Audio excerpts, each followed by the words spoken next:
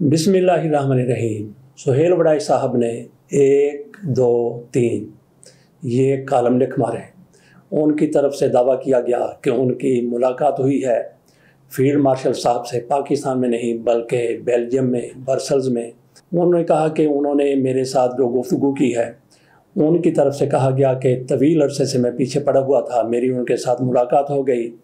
तो वो सारी की सारी मुलाकात उन्होंने अपने कालमों में बयान कर दी। उसमें बड़े बड़े दावे किए गए कि इमरान खान माफ़ी मांग लें। पहले कालम में उनकी तरफ से फील्ड मार्शल के बारे में कहा गया कि वो किस तरह से एक प्लान बना के बैठे हैं 5 साल का, 10 साल का। और अगले कालम में उन्होंने कहा कि इमरान खान साहब माफ़ी मांग लें, माफ़ी मांग लें, माफ़ी मांग लें।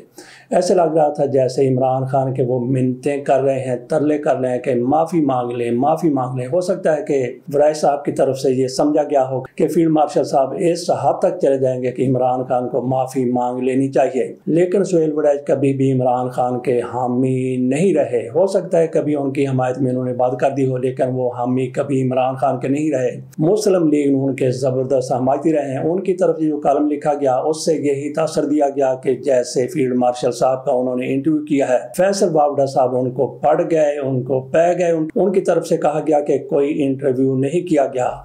तो कुछ लोगों की तरफ से ये भी समझ लिया गया कि शायद इनकी मुलाकात ही नहीं हुई। इसमें कोई शक वाली बात नहीं है कि इनकी सुहेल वड़ाई साहब की फील्ड मार्शल साहब से मुलाकात हुई 2 घंटे या 3 घंटे जितने वो कह रहे हैं। इस दौरान जो भी उनके साथ गुफ्तगू की गई उन्होंने कालमों में समो दी। कुछ उन्होंने फील्ड मार्शल साहब की तरफ से जो कुछ कहा गया वो उन्होंने लिख दिया, और कुछ जो उन्होंने तजिया किया, जो कुछ उन्होंने अखज़ किया वो भी उन्होंने लिख दिया। उससे यही लगा कि जैसे फील्ड मार्शल साहब ही ये सारा कुछ चाहते हैं। इसमें बहुत कुछ ऐसा था जो सुहेल वड़ाई साहब की ख्वाहिश थी, लेकिन उसको भी उन्होंने शायद फील्ड मार्शल साहब से ही नथी कर दिया। लेकिन उसकी तरदीद कैसे आ गई? ना तो ये नुमाइंदे हैं फील्ड मार्शल साहब के और ना ही वावड़ा साहब नुमाइंदे हैं फील्ड मार्शल के। लेकिन अपनी अपनी जगह पर कई और भी लोग हैं जो अपने आप को खुद साख्ता किस्म का तर्जमान फौज का बना लेते हैं। खुदरो पौधों की तरह ये भी ऐसे ही अपने आप उगाते हैं और अपने आप को कोई किसी का खुद साख्ता खुदरो किस्म का टोट बना लेता है। फौज के ऐसे लोगों के साथ किसी किस्म का तल्लक नहीं होता, लेकिन अपने आप को ये फौज का नुमाइंदा बनाकर पेश करते रहते हैं। बहरहाल ये तो एक अलग बात हो गई। अब आ जाते हैं सुहेल वड़ाई साहब की तरफ से अपने 2 कालमों में क्या कहा गया। और तीसरे कालम में वो गोया लेट गए जब उन पर तनकीद आई। पहले कालम के बाद थोड़ी तनकीद आई, दूसरे में जिसमें उन्होंने माफ़ी का जिक्र किया था उसमें ज़्यादा ही तनकीद आ गई। तो उसके बाद सुहेल वड़ाई साहब को थोड़ा सा लेटे हुए नजर आ गए। फिर ये लगता है कि शहबाज शरीफ साहब की जूते भी सीधे करने लगे। आखिरी कालम उन्होंने लिख दिया अक्सरियत और अस्करियत, जिसमें उन्होंने कहा कि सबको मिल के चलना होगा। लेकिन पहले कालम में वो सारा कुछ कह रहे थे कि फील्ड मार्शल साहब ने किस तरह से पाकिस्तान को तरक्कियों के जीने तय करवा दिए हैं, और आखिर में जाके उन्होंने कह दिया कि सारे मिल के चले। ये सारा कुछ बात नजर में इसलिए हो गया कि तनकीद शदीद किस्म की जा रही थी। आपके सामने सुहेल वड़ाई साहब के कालम मेनवान जो कुछ उन्होंने लिखा उसी तरह से रख देते हैं। तीसरा कालम जो अस्करियत और अक्सरियत के हवाले से था उस पर मेरा ख्याल है कि ज़्यादा बात करने की ज़रूरत नहीं होगी, तवील हो जाएगा हमारा व्लॉग, इसलिए हम 2 कालमों पर ही इत्तेफाक करते हैं। तो बाकी जहाँ तक माफ़ी की बात है, इमरान खान की तरफ से कह दिया गया, कुछ लोग इमरान खान से जेल में जाके मिले हैं तो उनकी तरफ से कह दिया गया है कि किसी किस्म की मैं माफ़ी मांगने के लिए तैयार नहीं, बल्कि इससे पहले भी इमरान खान ऐसा कह चुके थे। और आप जिस वक्त ये व्लॉग देख रहे होंगे उस वक्त याह्या अफरीदी साहब इमरान खान की ज़मानतों के हवाले से अदालत को लेके बैठेंगे। देखते हैं कि वो इमरान खान के हवाले से ज़मानतों पर क्या फैसला करते हैं। कल उन्होंने समाअत की, उन्होंने कह दिया कि मैं जो नए कागजात मेरे सामने रखे गए हैं उनको पढ़ नहीं सका, मुझे मौका नहीं मिल सका था, तो इसलिए कल तक की तारीख दे दी जाए या कल तक की तारीख ले ली जाए। आज 10:30 बजे उन्होंने 2 जजों को साथ लेके बैठना था। इमरान खान के इन केसेस के हवाले से जिसमें ज़मानतें मतलूब हैं वो सारी रात सोचते रहे होंगे कि केस को कैसे आगे ले जाया जाए, कैसे मुलतवी किया जाए। तो देखते हैं सुहेल वड़ाई साहब की तरफ से क्या कहा गया इस मामले पर। याह्या अफरीदी साहब की अदालत जो भी कहेगी उस पर अगले व्लॉग में हम बात कर लेंगे। पहले सुहेल वड़ाई को देख लीजिए कि वो क्या कह रहे हैं। यार लोग तो बेपर की उड़ाने के माहिर हैं। एक साबिक एडिटर ने तो बरसों पहले अमेरिका में बैठकर ये वीडियो दावा कर दिया था कि इस आजिज़ ने जिलावतन नवाज शरीफ और जनरल आसिफ मुनीर की मुलाकात और डील करवा दी है। और तो और एक साबिक वज़ीर आला पंजाब और उनके होनहार साहबजादे भी ये खबर उड़ाने में पेश थे। حالانکہ اس وقت تک میں نے جنرل عاصم منیر کو سوائے ٹی وی کے کبھی بالمشافہ دیکھا بھی نہیں تھا۔ جب سے general Asim Munir army chief بنے ہیں، غائبانہ طور پر ان کی تعریف و تنقید دونوں سننے میں آتی رہی ہیں۔ وزیر اعظم شہباز شریف نے ایک ملاقات میں مجھے 1985 کے بعد سے آنے والے آرمی چیفز کا تقابل پیش کرتے ہوئے مثالوں سے واضح کیا تھا کہ جنرل عاصم منیر ان سب سے مختلف اور بہتر ہیں۔ انہوں نے مجھے یہ بھی بتایا تھا کہ ان کی نمایاں خوبی یہ ہے کہ وہ ادھر کی دکھا کر ادھر کو گیند نہیں مارتے اور نہ ہی وہ وکٹ کے دونوں طرف کھیلتے ہیں۔ اسی طرح میرے کئی دہائیوں کے دیرینہ دوست محسن نقوی بھی ہر ملاقات میں جنرل صاحب کے واقعات اور خوبیوں کا دفتر کھول بیٹھتے ہیں۔ محسن نقوی رازوں کو گہرائی میں دفن رکھنے، کم گوئی اور خاموشی سے ہر سوال کو ٹالنے کا فن بخوبی جانتے ہیں۔ ان کے اندر کیا طوفان برپا ہوتے ہیں، چہرے کی کیفیت سے دوستوں پر تو عیاں ہو جاتے ہیں، مگر خود ان کی اس بارے میں کبھی زبان نہیں کھلتی۔ بطور صحافی میں تجسس سے مجبور ہو کر محسن نقوی سے دوستانہ اور کبھی کبھی شکوے کے انداز میں کہتا رہا، جنرل صاحب سے ملاقات کروا دو۔ محسن نقوی ہنس کر کہتے ہیں، میں نے آپ کا پیغام دے دیا ہے، مگر وہ صحافیوں سے ملنا نہیں چاہتے۔ ایک بار محسن نقوی سے اسلام آباد میں تلخ مکالمہ ہو گیا کہ آپ میرا پیغام ہی نہیں پہنچاتے، ورنہ ملاقات کیسے نہ ہوتی۔ اگلی صبح محسن نقوی نے بتایا کہ آپ کا خط اور پیغام میں نے جنرل صاحب کو پہنچا دیا ہے، اور انہوں نے مسکرا کر اسے ISI کے سربراہ جنرل عاصم ملک کے حوالے کر دیا ہے۔ مجھے محسن نقوی کی بات کا یقین نہ آیا اور میں سمجھا کہ یہ بات صرف مجھے ٹالنے کے لیے ہے، مگر دوسرے دن ملائیشیا کے وزیر اعظم کو اعزاز دینے کی تقریب صدارتی محل میں ہوئی تو وہیں پہلی دفعہ جنرل عاصم منیر سے دعا سلام ہوئی۔ انہوں نے نہ صرف گزشتہ روز کے پیغام کی تصدیق کی بلکہ وقتاً فوقتاً میری درخواستوں کا بھی مسکرا کر اقرار کیا اور کہا کہ ضرور جلد ملیں گے۔ بالآخر وہ پہلی ملاقات بیلجیم کے شہر برسلز میں ہوئی۔ یہ پہلی ملاقات تھی، میں نے نہ کبھی خفیہ ملاقات کی تھی اور نہ آج کی ہے۔ یہ ایک عاجز صحافی اور فیلڈ مارشل کی ملاقات تھی جس میں میرے کھردرے سوالات تھے اور ان کے واضح اور شفاف جوابات۔ بات سیاست سے شروع ہوئی اور بالخصوص ان افواہوں پر کہ صدر پاکستان اور وزیر اعظم کو تبدیل کرنے پر کام ہو رہا ہے۔ جنرل عاصم منیر نے برسلز کے جلسے میں اور میرے ساتھ 2 گھنٹے کی طویل نشست میں واضح طور پر کہا کہ تبدیلی کے بارے میں افواہیں سراسر جھوٹ ہیں۔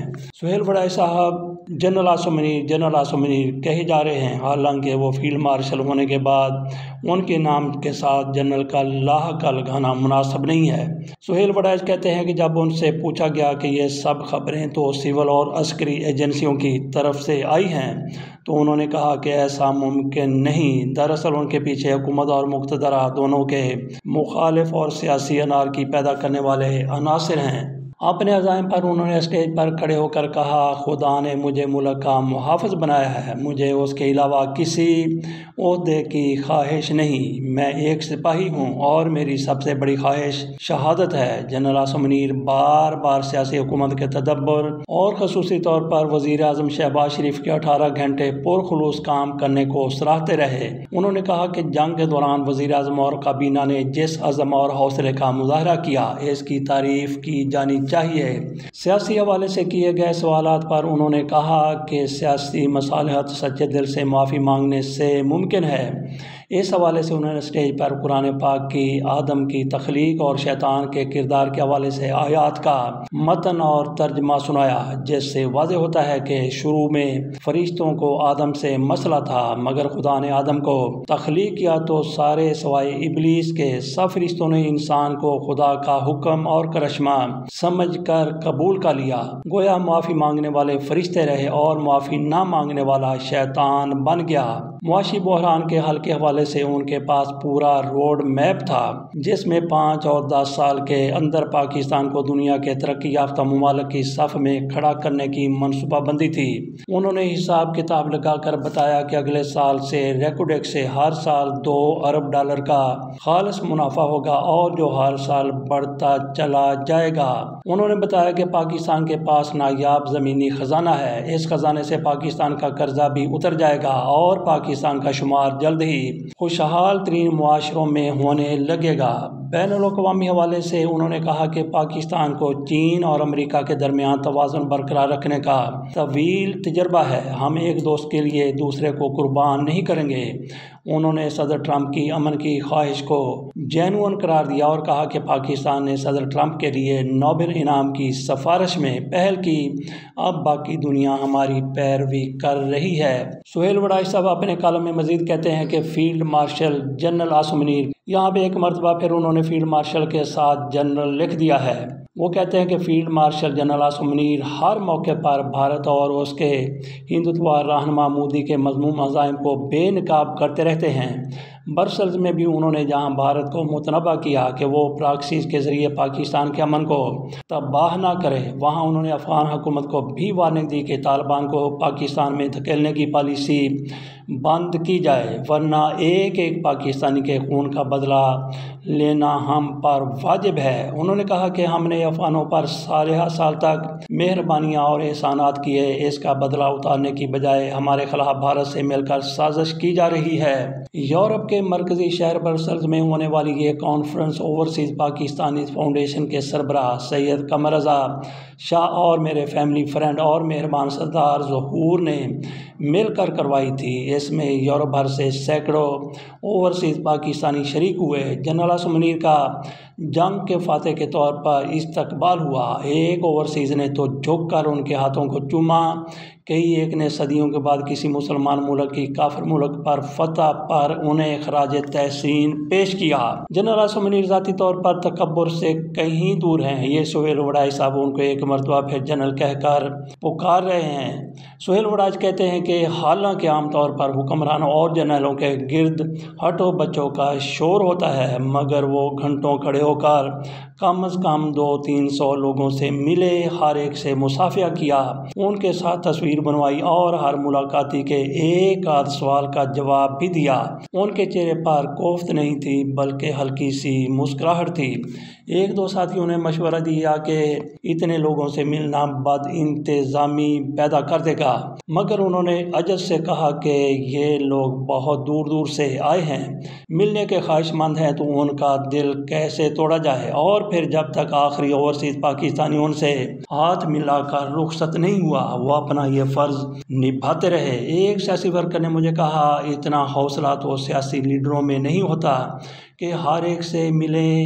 فیلڈ مارشل نے اس عاجز کی معروضات کو کمال مہربانی سے سنا۔ سب سے بڑی آواز تو یہی ہے کہ سویلین نظام چلتا رہے، اس کو مصلحت اور مصالحت سے مزید نمائندہ بنایا جائے تاکہ واقعی مستحکم پاکستان کی بنیاد رکھی جا سکے۔ سہیل وڑائی صاحب کے اس حوالے سے دوسرے کالم کا عنوان ہے مسافر بنام قیدی نمبر 804۔ ڈیر قیدی، مسافر خانہ منزل نگر کوئی مانے نہ مانے، اپنے تئیں تو مسافر خود کو جمہوری سمجھتا ہے، اور آپ کو ذاتی طور پر علم ہے کہ مسافر نے 9 مئی کے واقعے سے پہلے آپ کے پاس ذاتی طور پر اور صحافیوں نے اجتماعی طور پر سیاسی مصالحت یا مقتدرہ سے مصالحت کی تجویز پیش کی تھی، اور گزشتہ 2-2.5 سال سے مصالحت کی رٹ لگا لگا کر مسافر خود کو شرمندہ محسوس کرنے لگا ہے کہ نہ مصالحت کی بات مقتدرہ کو اچھی لگتی ہے اور نہ ہی نون لیگ کو یہ تجویز پسند آتی ہے، اور حیران کن طور پر بحران کا شکار ہونے اور آپ کے 2 سال سے جیل میں ہونے کے باوجود انہیں بھی یہ راستہ پسند نہیں۔ راستہ اب بھی وہی ہے، ورنہ لڑائی سے کبھی نہ راستہ نکلا ہے نہ نکلے گا۔ قیدی جی، پاکستان کی تاریخ تضادات سے بھری ہے، ماضی کے واقعات سے سبق سیکھ کر ہی راستہ نکل سکتا ہے۔ मुक़्तदरा से सियासतदानों की जंग भी होती रही है और वक्तन फ़वक्तन सियासतदानों को मुक़्तदरा की सरपरस्ती भी हासिल होती रही है। ज़ुल्फ़िकार अली भुट्टो इक़्तिदार में आए तो उन्हें GHQ में बुलाकर न सिर्फ मार्शल लॉ एडमिनिस्ट्रेटर बना दिया गया बल्कि सदर का ताज भी उनके सर पर सजाया गया। उस वक्त वो मुक़्तदरा के महबूब रहनुमा थे, मगर जब 1977 में उन्हें इक़्तिदार से उतारा गया तो वो मातूब हो गए। उस वक्त दो नुक्ता हाय नज़र थे कि जनरल ज़िया-उल हक नॉन पॉपुलर है, 2/3 अक्सरियत वाले वज़ीर आज़म को हटाकर फ़ौज अपना इक़्तिदार ज़्यादा देर बरकरार नहीं रख सकेगी।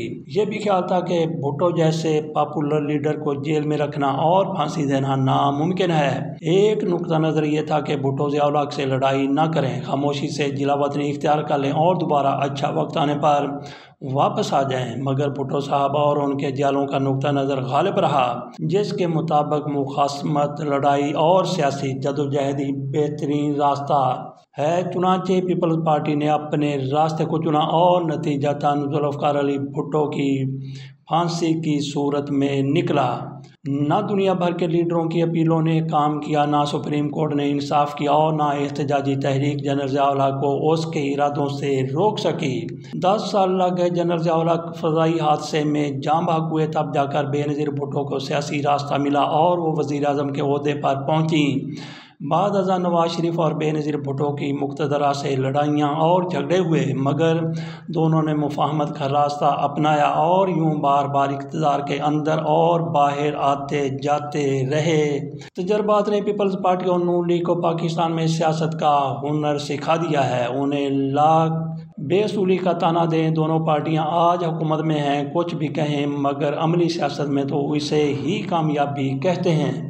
कैदी जी, सियासी तजाज़ात ने ऐसी सूरत हाल पैदा कर दी है कि आपके चाहने वाले आपको चूम चूम कर मारने पर तुले हुए हैं। बज़ाहिर ये आपसे मोहब्बत करते हैं और चाहते हैं कि इनकलाब और एहतजाज के ज़रिए आपको तख्त पर ला बिठाएं, मगर हकीकत यह है कि इस बयानिए ने आपको यरगमाल बनाकर आपके सियासी रास्ते मसदूद कर दिए हैं। आहब का झूठ पर मबनी कहानियों और दुश्मन की तोपों में कीड़े पड़ने की बददुआओं से हालात नहीं बदलते। PTI का ख्याल था कि मुल्क की इक़्तिसादी हालत नाजुक है, या तो ये डिफ़ॉल्ट होकर रहेगा या इक़्तिसादी बदहाली से अनारकी फैल जाएगी। ये नज़रिया तहरीक इंसाफ के हारी इजलास में बावर करवाया जाता था, मगर ये मुकम्मल तौर पर गलत साबित हुआ। मुक़्तदरा और हुकूमत ने मुल्क को इक़्तिसादी बहरान से निकाल लिया। सुहेल वड़ाई साहब अपने दूसरे कॉलम में लिखते हैं कि दूसरा बयानिया ये था कि अदालत, फ़ौज और अवाम में तहरीक इंसाफ और उसके रहनुमा की मकबूलियत इस कदर है कि या तो जज ऐसे फैसले देंगे कि हुकूमत चलनी मुश्किल हो जाएगी और दोबारा से इलेक्शन करवाना मजबूरी बन जाएगा। हुकूमत और मुक़्तदरा ने इस साजिश और कोशिश को नाकाम बना दिया। फिर सोच ये बन गई कि अब एहतजाज और आलमी दबाव काम करेगा। सदर ट्रंप के बरसरे इक़्तिदार आते ही कैदी इमरान खान की रिहाई यकीनी है। ये ख्याल भी गलत निकला। सुहेल वड़ाई साहब लिखते हैं कि सदर ट्रंप ने यू टर्न को बेहतर समझा और कैदी की रिहाई की अपील की बजाय सयाद का साथ देने का फैसला कर लिया। जंग से भी उम्मीदें लगाई गई, मगर जंग भी हुकूमत और मुक़्तदरा जीत गए। बाहर से जो तवक्कुआत थी वो भी उम्मीदें बार न आईं। बार बार तहरीक इंसाफ के अंदाजे और तजज़िये गलत साबित हुए, बयानिए नाकाम साबित हुए, ख्वाहिशें मुकम्मल तौर पर पिटती रहीं, मगर यूट्यूबर्स हर शिकस्त के बाद एक नई कहानी तराश कर आपको मुसलसल जेल में रखना चाहते हैं। कैदी जी, सुहेल वड़ाई साहब कहते हैं कि जान है तो जहान है। पाकिस्तान भुट्टो जैसा सानया दोबारा नहीं देखना चाहता, ना ही आपके करोड़ों हामियों को मायूसी और बेबसी में धकेलना चाहता है। माफ़ी तलाफी से काम मुमकिन है तो ये फ़ौरन करके जेल से बाहर निकलना ही अमलियत पसंदी है। तख़य्युल परस्ती तो एक लंबी और सब्र आज़मा जदोजहद है जो जमहूरी आइडियल्स के लिए की जाती है। आप तो हमेशा मुक़्तदरा से मिलकर हुकूमत करने को जायज़ समझते रहे हैं। अब भी आपका इस हवाले से कोई असूली इख्तिलाफ नहीं। आपका इख्तिलाफ तो ज़ाती है और इस मुश्किल वक्त से निकलें, अपनी पार्टी को मुस्तक़बिल की कामयाब गवर्नेंस के लिए तैयार करें। सुहेल वड़ाई साहब आगे चल कर लिखते हैं, डियर कैदी जी, आप तो बार बार कहा करते थे यू टर्न अच्छे होते हैं, एक यू टर्न मुल्क की इस्तेहकाम के लिए भी ले लें। अगले इंतखाबात तक चुप का रोज़ा रख लें और अपना सारा जोर अगले इलेक्शन की शफाफियत को यकीनी बनाने पर लगाएं। ये डील सबके लिए काबिल कबूल होगी। हुकूमत को फ्री हैंड मिलेगा, मुक़्तदरा के शुबहात दूर हो जाएंगे। तहरीक इंसाफ को ना सिर्फ अपने लीडर की रिहाई मिलेगी, पार्लिमान के अंदर काम करने का फ्री हैंड मिल जाएगा। डियर कैदी कोई मौजज़ा या हादसा हो जाए तो और बात है, वगरना आपकी मौजूदा हिकमत अमली और यूट्यूबर्स की लीडरशिप में कोई बड़ा सियासी फैसला मुमकिन नहीं। हकीकत तो ये है कि अब तहरीक इंसाफ के चेयरमैन आप नहीं बल्कि वो यूट्यूबर्स हैं जो आपकी पार्टी से आपके नाम पर जज्बात से खेलते हैं। ना कोई लीडर उनकी स्क्रूटनी से बाहर है, ना मुक़्तदरा, ना हुकूमत, ना मीडिया और ना ही आपका ख़ानदान। आप अमली तौर पर अपने ही चाहने वालों के यरगमाली हैं और रोबोट बन चुके हैं। आप इनकी मर्जी के खिलाफ फैसला करने के काबिल ही नहीं रहे। हालांकि अवाम आपके गैर मकबूल फैसले को भी कबूल करेंगे। आप रिहाई के लिए जो भी डील करेंगे, आपकी रिहाई शराइत से कहीं बढ़कर फतह होगी। डियर कैदी जान, यहाँ पे सुहेल वड़ाई साहब की तरफ से कैदी जी की बजाय डियर कैदी जान करके इमरान खान को मुखातब किया गया है। वो कहते हैं कि बज़ाहिर आपके हमायती नजर आने वाले दरअसल इस वक्त तारा मसीह का किरदार अदा कर रहे हैं। आप आंखें खोलें, दोस्त दुश्मन की पहचान करें। आपकी रिहाई के रास्ते में जो भी फर्द या शर्त हायल है वो आपकी दुश्मन है, और हर वो शर्त या फर्द जो आपको रिहाई दिलाना चाहता है वो आपका मुखलिस दोस्त है। तारीख आपके दरवाजे पर दस्तक दे रही है, फैसला आपने करना है।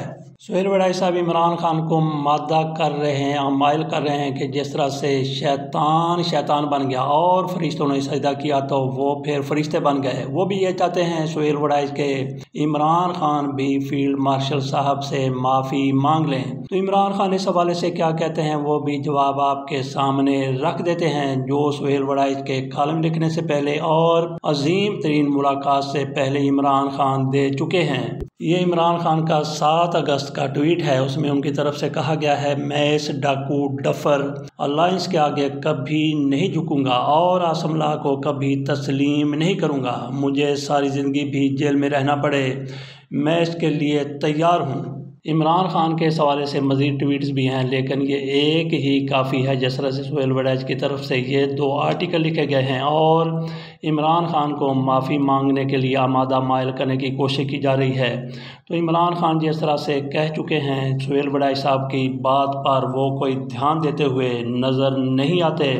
इसके अलावा भी सुहेल वड़ाई साहब की तरफ से एक आर्टिकल लिखा गया है जिसमें उन्होंने दोनों को मिलकर चलने की तलकीन की है। किस किस को मिलकर चलने की तलकीन की है? एक तो उन्होंने अस्करियत यानी फौज को कहा और दूसरी अक्सरियत को यानी सियासतदानों को उन्होंने कहा है कि मिलकर चलें तो आप दोनों की बका है। तो क्या ये दोनों मिलकर चलेंगे तो इमरान खान को साइड पे किए रखना मुमकिन रहेगा? इसके साथ इजाज़त दीजिए।